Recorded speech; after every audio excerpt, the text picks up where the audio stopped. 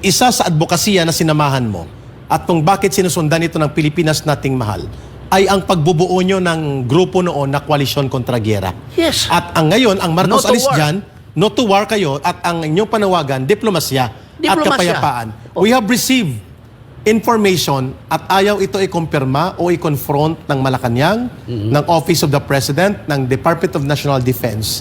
Kung totoo ba itong lumalabas at kumakalat sa social media that there are deposit and forward deployment now of nuclear warheads. Nabalita yan sa Philippine Star. Yes, sa Philippine Star lumabas ito. Oo, lumabas. At binabanggit ito ng maraming social media Oo. observers na mayroon ng pre-deployment, forward positioning ng mga armas nuklear, pangbomba, missiles, at iba pang armamento ng Amerika at ng Taiwan na nakatago sa loob ng dyan sa may North Luzon area, particular sa Cagayan Valley region, sa Isabela, Batanes, and nakaharap ito sa Taiwan Strait. At may mga ulat na hindi man kinukumpirma ay nakapreposisyon na rin ang mga submarinong pangdigma ng Amerika na may mga nuclear armaments ang mga submarinong ito. No denial, no confirmation, and no public and transparent inspection sa tinatawag na mga EDCA sites. Kung totoo hindi ito, ano ang pagtingin mo dito, Yusek Ben Ranke, at gaano kabigat ito na threat sa national security ng buong bansa at sa pangsiguridad ng buong mamamayan?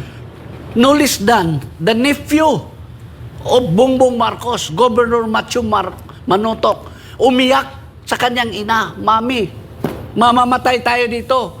Dahil dito na yung mga armas nuklear. Kaya nga natatakot kami, Mami.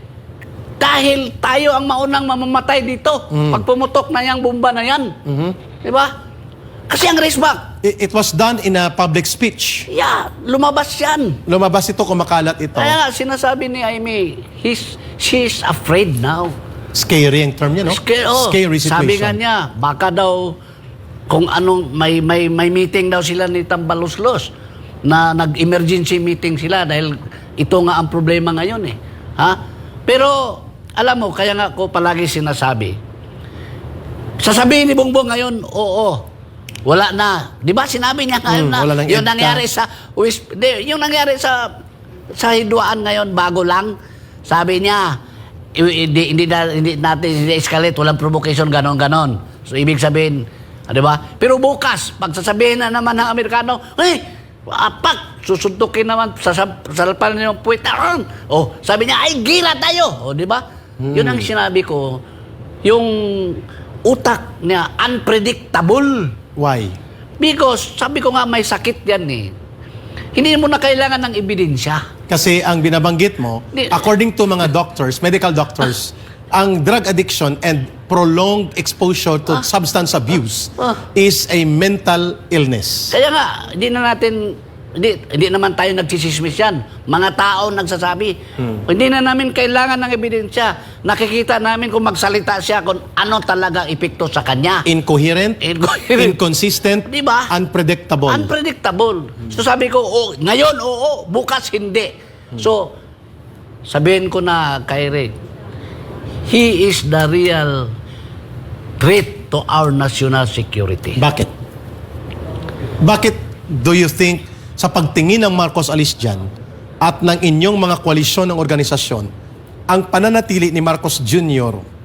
sa kapangyarihan bilang Pangulo ng Bansa, with due respect sa binanggit mo kanina, unstable mind state, incompetence, walang integrity, at unti-unting nahihiwalay sa mamamayang Pilipino, at napakadelikado ng kanyang mga desisyon, lalo na dito sa digma-digmaan at tapang-tapangan at pagpapahintulot niya na gawing base militar ng mga imbakan ng bomba nuklear ang ating bansa, bakit mo tinitingnan bilang National Coordinator at tagapagsalita ng Marcos alis dyan that the current national security threat sa ating bansa ay ang pananatili ni Marcos bilang Pangulo ng bansa mismo?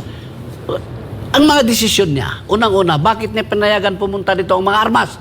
In fact, mayroon ba siyang alam sa foreign policy, sa diplomatic policy?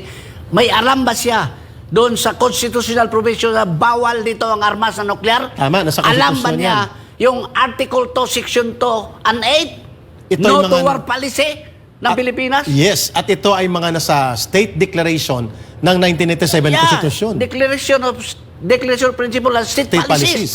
Nandun yun. At bakit tahimik ang Kongreso? Bakit hindi niyo sabihan ng Presidente, mali yung ginawa mo? Ha? At bakit hindi mo kinonvene yung National Security Council? Oo. Dahil takot ka na sasabihin na ang rason lang na pinayagan mo ang mga armas na yan para magira dahil sa self-interest mo na kukunin na yung tagong yaman nyo sa Amerika at hindi bigay ng Amerikano dahil gusto ng Amerikano, gagawa ka muna dyan ng ano. So ginagamit siya na pain. Ginagamit siya na pain. At ang kanyang kapital ay ang kapahamakan at kamatayan ng buong bansa. Yun ang kanyang kapital. Uy. Yun ang delikado sa ating bansa. Kaya sabi mo, ang pananatili niya sa kapangyarihan in your political description is a form of national security threat. Kaya nga hindi siya makakonvene dahil sasabihin doon sa mga membro ng National Security, ano bang problema, bakit mo pinayagan? Ano masabi niya? Sabi niya, ay kukunin kasi yung, hindi kasi ibigay yung mga stolen Wealth nila. namin at saka yung kaso ko sa Hawaii, baka kulungin ako. Okay. Yun ang mga nag-ano sa kanya dito sa liig. Nakahawak. Pero pag presidente ka, saan ka ba? Sarili mo o mga tao, taong bayan? Saan ka? Kung hindi mo makaya yan, alis ka na lang dyan. Tama. At Wala kang pakinabang sa mga tao na bumuto sa'yo. ito yung tanong ko kanina sa iyo, Yusik Ben. Sa ilalim po ng batas, ang pag-convene ng National Security Council can include former presidents. Yeah. Ang tatlo pang buhay na presidente. Si former President Erap Estrada, former President Gloria Macapagal Arroyo, former President Rodrigo Duterte. Sila, So they can serve as elder state council Yes. to the government of Marcos Jr. At kapag sincero siya, wala siyang halong maruming politika na agenda at malawak ang kanyang pag-iisip sa kapakanan ng bansa, dapat na niyang i-convene ang Dapat. National Security Council. I-involve dapat itong mga former presidents because yan ay bahagi ng expanded National Security Council na pwedeng i-convene ng Pangulo ng bansa. Tama bang kuha ko? yeah, because this is a matter of national security and survival of the Filipino people. Bakit hindi mo i-convene? Dahil ayaw mo nga, dahil sasabihin, interest mo lang ang iyong pinanaig dyan? Tama.